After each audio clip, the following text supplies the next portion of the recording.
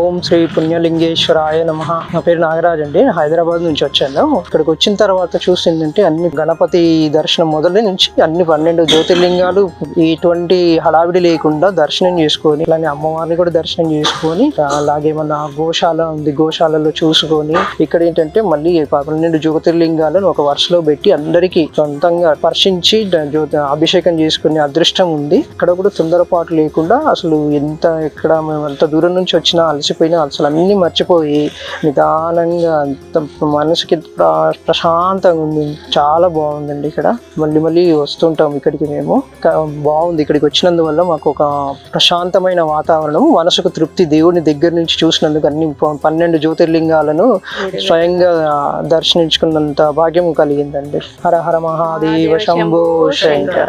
మానవ సేవే మాధవ సేవ అనే మాటకు నిజరూపమిస్తూ అయినవారంటూ ఎవరూ లేని దిక్కులేని అనాథలను చేరదీసి సేవ చేస్తున్న అమ్మానాన్న అనాథ ఆశ్రమాన్ని సందర్శించి మీ వంతు సాయం చేసి పుణ్యం కట్టుకోండి.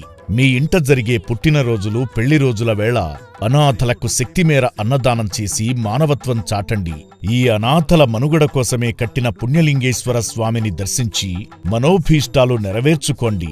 మీరు హుండీలో వేసే ప్రతి రూపాయి ఈ అభాగ్యుల అన్నదానానికి వినియోగించడం ఆశ్రమ వ్యవస్థాపకులు శ్రీశంకర గురూజీ ప్రధాన లక్ష్యం.